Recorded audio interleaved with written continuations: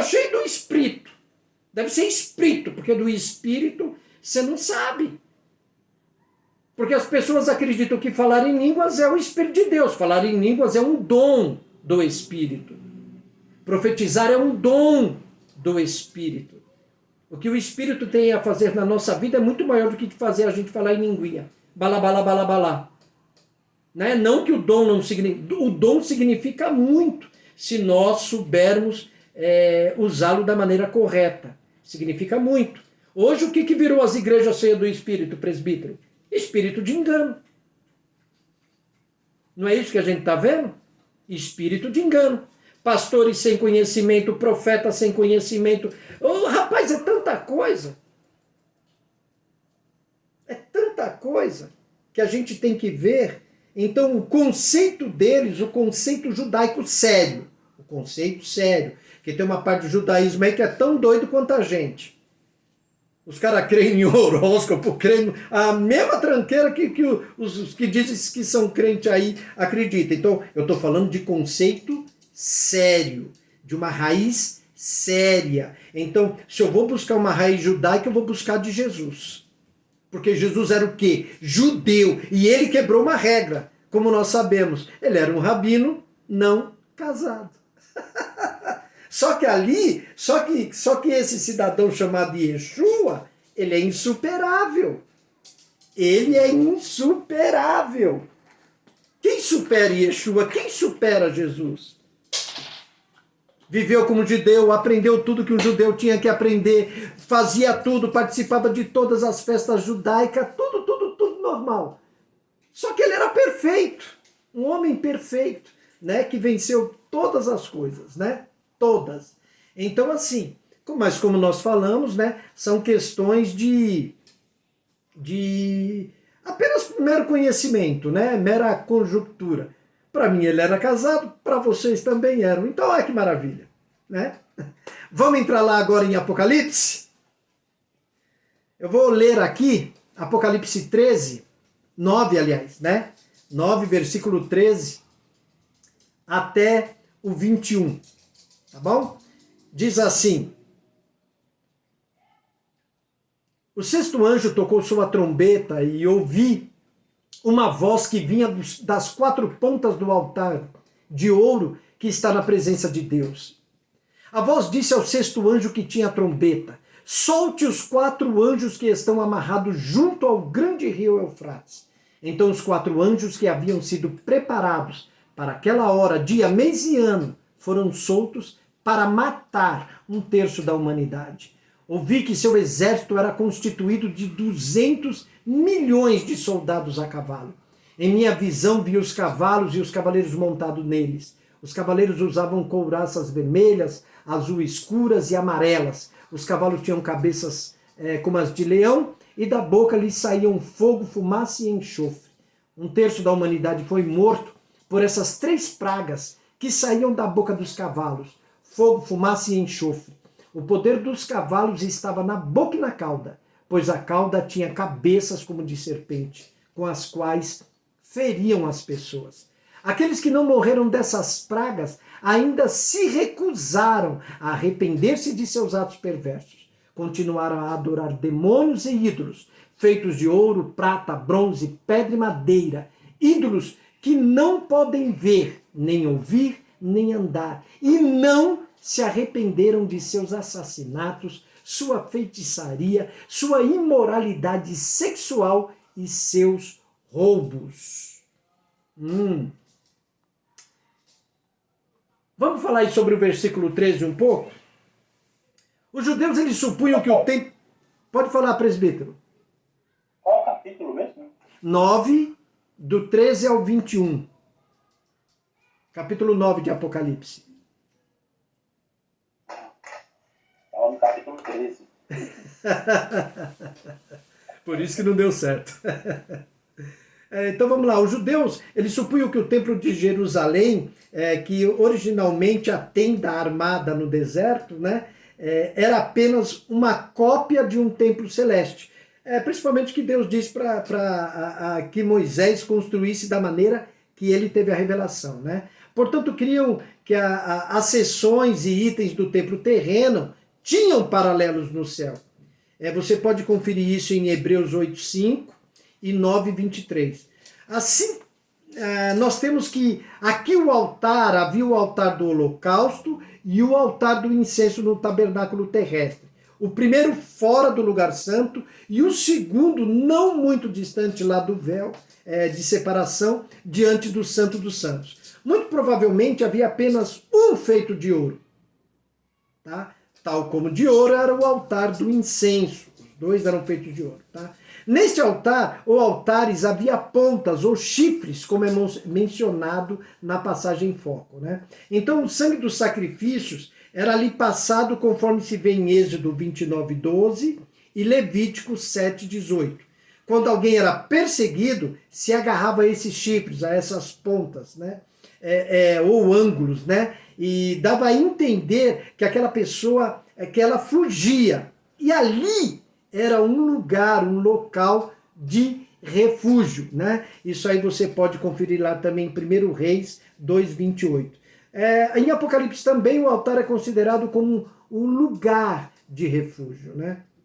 O verso 14 fala aí do rio Eufrates, né? Esse rio, ele é mencionado nas escrituras 21 vezes. Ele é chamado de Grande Rio por 5 vezes.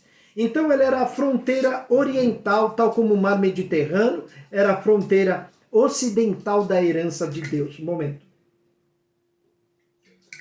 A partir de sua boca, podia ser navegado por pequenas embarcações por cerca de 1.900 quilômetros. Tá? Então ele formava as fronteiras de Israel ao norte. Isso aí você pode conferir em Gênesis 15:18, Deuteronômio 1:7 e Josué 1:4. Assim o rio Eufrates, ele servia como uma defesa natural para a nação de Deus, para Israel, contra o exército que viesse do norte, especialmente o exército da Assíria. Era conhecido dos antigos povos como o Grande Rio por ser o maior que se conhecia da Palestina. Tá? Em Apocalipse 16:12, o juízo da sexta taça, né? O rio Eufrates seca e permite que os exércitos, possivelmente chineses, são os reis do Oriente, e seus satélites invadam a Terra Santa. Né? Ali dá um número de 200 milhões de cavaleiros, que vai dar lugar aí à grande batalha de Armagedon. Pessoal, parece que o único exército que tem esse número, né, de soldados são os chineses. Se eles vierem aqui no Brasil, eles vêm com estilingue, não precisa nem de arma, de tanta gente que é. Vem com estilingue e pá, invade o Brasil. O negócio é feio, né? Mas isso também não quer dizer que serão apenas eles sós, né? Há-se aí a gente tem que tomar muito cuidado com dar ponto fundamental, né? No versículo 17, a maior parte aí dos comentaristas, dos estudiosos, aí eles já se dividem aí. Para alguns são cavalos literais. Eu particularmente não vejo assim. Para outros, porém, eu já vejo assim, são armas modernas de artilharia e ainda outros opinam que são cavalos sobrenaturais. Tá? Mas vamos ver aí 3 pontos importantes. Se a gente lê aí as passagens de Provérbios 21:31, Zacarias 14:15, Apocalipse 9:15, 9:14, 14:20, 19:18, leva a pensar que são cavalos literais. Só pensar. Tá? Lendo passagens como 2 Reis, a irmã Maria Nogueira, passagens como 2 Reis 2:11, 6:17, Apocalipse 19:11, 14, e fazendo um paralelo de significado de pensamento, leva-nos a pensar que são cavalos sobrenaturais. Por isso que a gente fala, né, presbítero, que a gente tem que tomar muito cuidado para dizer isso. Porque você lê e entende uma coisa, você vai ler de novo, você já vai entender de uma outra forma. De qualquer maneira, é bom que a gente esteja preparado. Preparado, tá? Sendo sobrenaturais ou sendo reais, né, palpáveis, né, do nosso mundo humano, terreno, a coisa vai ficar feia, né? A gente crê que o apóstolo João, em sua visão que ele teve desse futuro, faz menção exatamente às armas mais modernas usadas em seus dias. Tá? O cavalo que, na simbologia profética das Escrituras, represente para nós as possíveis armas modernas da atualidade. Mas também a gente não pode se admirar, né? Não é de se admirar que o anticristo usará todos os meios possíveis de seus dias e mesmo que usando suas armas modernas, possa contar, segundo se pensa, com um exército moderno de cavalaria para possíveis eventualidades. Isso aí a gente pode dar uma passadinha lá em 2 Tessalonicenses 2,9. Pode falar, presbítero? Não, o problema é esse, né? Eu aprendi na aula de teologia que a gente tem que olhar, tem que ler a Bíblia com 3 olhares. Olhar natural, que é o histórico científico, um olhar, uma leitura de conhecimento e uma leitura espiritual. Inclusive, em especial, o Apocalipse. O Apocalipse e as escatologias, os ensinos escatológicos de Cristo e Daniel, também tem muita simbologia. Sim. Só que os crentes hoje, eles quando vai ler a Bíblia, eles escolhem o que é espiritual, o que é simbólico e o que é literal. Né? Bom, a noiva vai descer, uma cidade vai descer do céu, né? Ataviada como noiva para ser entregue a um cordeiro que foi morto. Uma cidade noiva de um cordeiro. Aí, não, irmão, é simbólico. Tá. A mulher vestida do sol com as estrelas, na coroa de estrela, na lua debaixo do... Não, irmão, ali é simbólico. Então você está escolhendo o que é simbólico, o que é literal e o que é natural. E a gente sabe que Deus como a sabedoria em essência, ele está nos ensinando algo pedagógico com as coisas. E os homens da terra teve que usar a linguagem de homens. Eu penso comigo, viu, pastor, que aquilo que Paulo escreveu lá no capítulo 12, quando ele fala assim, que foi arrebatado e viu coisas que ao homem é indescritível, eu acho que foi exatamente essas coisas de Apocalipse que ele viu e não tinha como escrever. Aí Deus arrebatou João para tentar escrever para os homens, na linguagem de homem, o que é que realmente tem e existe no sobrenatural espiritual, que aí a gente, como homem limitado, né, vamos andar numa rua cheia de ouro, né, mergulhar lá na água da vida, né, a fonte lá. Um detalhe também sobre o Rio Eufrates. Eu estava vendo e ouvindo o pastor não, eu esqueci o nome dele. Ele falou assim que o Eufrates e o Tigre, aquilo lá de Apocalipse, né? Isso. Jardim do Éden, que é... Aí ele falou assim que possivelmente esses rios, eles realmente existem ou existiram. Só que eles não estão mais no plano terreno. Aí Deus, a palavra do irmão, né? Do irmão. Deus, ele preservou 2 rios para mostrar para a gente, homem, que o jardim que ele fez realmente existe. E só quem crê e perseverar crendo, um dia vai poder ver quando estiver no corpo transformado. Bom, eu até concordei com o raciocínio dele, né? Porque a gente vê acho que hoje não tem mais o Rio Eufrates. lá para lá da Turquia, né, onde, entre aspas, o pessoal acha que geograficamente o Jardim do Éden ficava, né? Então, tem 2 rios que ainda existem lá, e tem 2 rios que hoje estão procurando até hoje, onde que é esse rio, né? Então, eu achei até uma lógica no raciocínio dele e não sei o que o pastor acha. Eu sou daquele lá, o que a Bíblia diz? Tá? Adão foi criado aonde? Onde que Adão foi criado?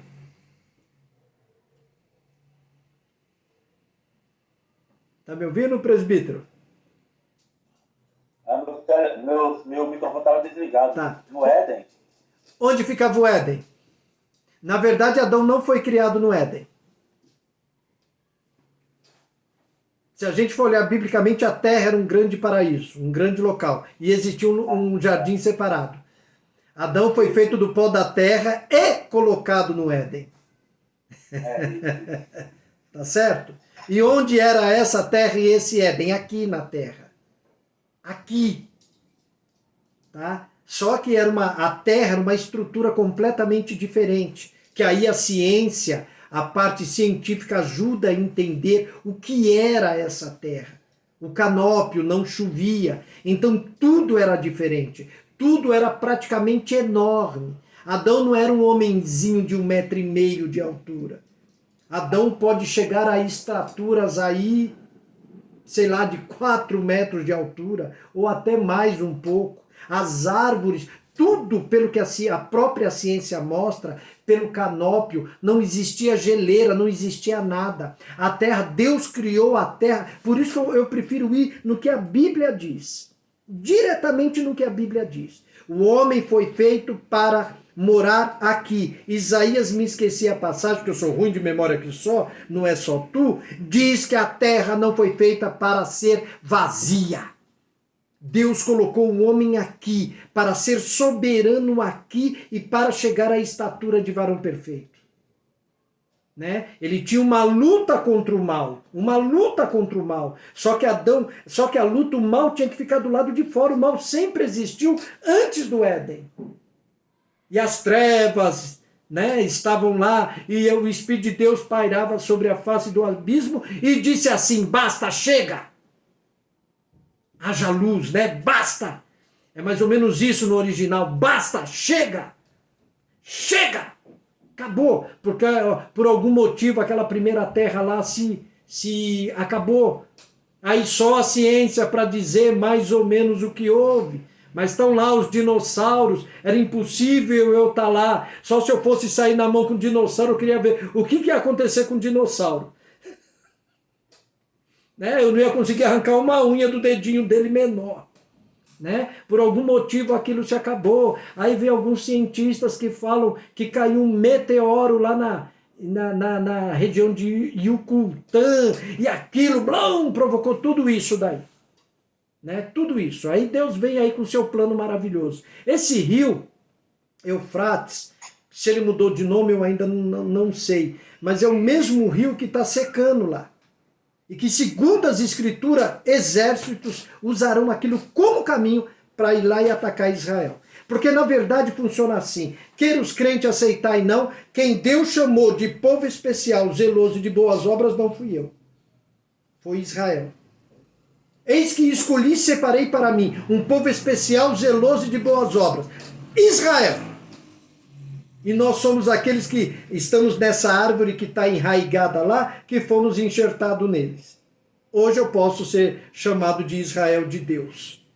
Mas o que ele escolheu lá atrás, a menina dos olhos deles, sempre foi e sempre será eles. Sempre. Isso eu vejo na Escritura e isso eu não abro mão. Claro que quem quiser abrir mão, abre mão. Eu não abro mão, porque a maioria dos cristãos diz que Deus abandonou Israel. Nunca, nunca, nunca será que ele diz que jamais abandonaria o seu povo. Nunca, nunca. E as profecias dias a dias se cumprem lá em Israel, que é onde a gente tem que estar com os olhos fitos lá. Porque cada vez que vai se cumprindo as profecias lá, a gente sabe que a vinda do Senhor está mais próxima. Então, para aqueles que alegam pregam que Deus desprezou, que Paulo virou cristão. Nunca!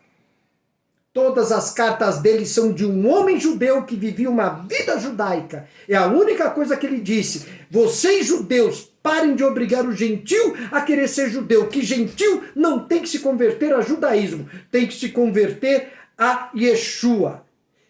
Eles não têm que cumprir aquilo que nem a gente aguenta cumprir. Porque foi posto sobre Israel uma carga dura. Aí vem Jesus e deu só dois mandamentos para nós, não foi isso? Foi isso, não foi? Só que aqueles dois mandamentos você encontra lá em Deuteronômio, não encontra? Lá em Êxodo, não encontra? Amarás a Deus sobre todas as coisas e ao teu próximo como a ti mesmo. Mas só se você pegar esses dois mandamentos, você vai ver que eles se incluem nos 10. Porque quem ama a Deus ama o próximo. Quem ama o próximo, então, eu não vou cobiçar a tua mulher, eu não vou cobiçar a tua camisa, eu não vou cobiçar teu carro, eu não vou cobiçar teu emprego, eu não vou te roubar, eu não vou matar, eu não vou destruir. Então alguém está muito enganado com relação a muita coisa. Talvez isso muitos pastores estão tentando ensinar às suas igrejas. O problema é, a igreja quer ouvir? Porque as nossas igrejas não perdoam, presbítero. A gente está preocupado com tanta coisinha, mas a gente não vê o perdão ainda aqui. Né? Não vê, você não vê. Às vezes eu não aceito que certas pessoas falem comigo porque ela não perdoa. Então se não perdoa, dá licença, minha irmãzinha, meu irmãozinho, fica aí. Porque você tem que aprender o perdão. Aprende o perdão. Porque a gente tem que tomar muito cuidado mesmo. Porque o que Deus diz, se você pegar Gênesis, esquece teologia, vamos entrar no Espírito de Deus. O problema é que não dá para ficar sem teologia, né? Todo crente é teólogo, né? A gente falando besteira ou não, todo crente é teólogo. Porque teologia é a palavra, e a palavra é de Deus, né? Então a gente vai em busca disso aí. Mas se a gente pegar desde a criação, né? Da criação do homem até Apocalipse, Deus vem falando da terra. Me desculpa, meu irmão. Eu sempre fui meio cabreiro com uma coisa. Eu reinar no céu, sendo que Deus tem um trono e reina lá? Eu? Aí quando eu olho a Bíblia, eu vejo a Bíblia usar a palavra céus e reino dos céus, é a mesma coisa. O que nós não conseguimos entender, nós estamos chegando quase no final de Apocalipse, né? Sua culpa, presbítero. O que a gente não consegue entender, e é maravilhoso, é como Deus vai juntar o espiritual, né? O espiritual, junto com o terreal, para governar aqui na Terra. Aí você vai ver no milênio pessoas nascendo. Vai ver pessoas nascendo. Ai, que legal, que bacana. Aí depois a Bíblia diz que depois de um tempo vai ser soltado o diabo para tentar os que habitam sobre a terra. Por quê? Porque você está sendo provado, eu estou sendo provado, a irmã Maria, a Elaine, a igreja de Cristo está sendo provado no mundo pelo diabo. Agora vem os bonitinhos aí, não vai ser provado? Sim, Deus é justo, eles serão provados. Porque eles vão nascer numa época tão maravilhosa, de plena paz, gozo, abundância, tudo. Mas eles terão que ser provados. E nessa aprovação, muitos não passarão. Olha só como o ser humano é. Olha como nós somos. A gente tem o prazer, presbítero, daquilo que está bom estragar. O casamento está bom, a gente estraga. A amizade está boa, a gente estraga. O namoro está bom, a gente estraga. O noivado está bom, a gente estraga. A comida está boa, a gente deixa no fogo, sai fora e deixa queimar. Estraga. Põe o leite no fogo e não fica de olho nele, sai fora. Estraga o leite, acaba com o fogão, estraga detergente, estraga. Né? Estraga. Né? Infelizmente, é esse tipo de coisa que nós vivemos e nós precisamos restaurar. Restaurar, não é reformar, não. É restaurar o Evangelho. É pegar aquele Evangelho do primeiro século. Do primeiro século. E nos tornarmos realmente servos e servas de Deus.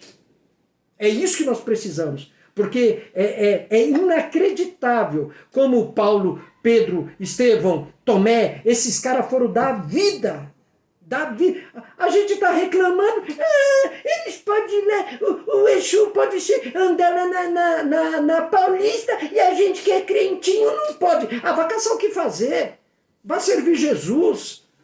Isso é normal, nós temos que ser atacado mesmo. Não quer ser atacado, vira outra coisa qualquer. Vá assim com o mundo, anda lá com ele, desgranheira. Vai ser crente, vai se converter, vai aceitar Jesus. É isso que nós precisamos. As igrejas estão muito cheias de mimimi. É pastor que não é pastor, missionário que não é missionário. É o que nós temos dentro. É profeta que não é profeta. Os caras não lêem Bíblia, não conhecem nada. Aí é que vem o interessante. Aí Deus usa pastores que não conseguem pregar, mas que conseguem administrar, pastoreiam maravilhosamente. Há pessoas que têm um conhecimento maravilhoso, mas não sabem pregar. E o outro vem sem tanto conhecimento, prega que é uma maravilha que faz a gente chorar. Então, o que a gente precisa é realmente dar lugar a Deus. Né? É não querer agradar nenhum e nem outro. Mas se a gente pegar a Bíblia, o que eu sempre fiquei desconfiado, pessoal, nós estamos ainda em Apocalipse. Foi quando eu me converti, que eu me converti no meio da rua, tá? Não foi por homem nenhum. Eu aceitei Jesus no meio da rua. Infelizmente, eu falo com dor, infelizmente eu nunca tive ninguém para me ajudar a conhecer as Escrituras. Que se eu tivesse uma pessoa de Deus que mandasse eu tomar vergonha na minha cara para melhorar, eu teria sido um homem diante de Deus melhor. Mas eu não tinha. Eu aprendia um evangelho imbecil de pessoas que não sabia nem o que estava falando.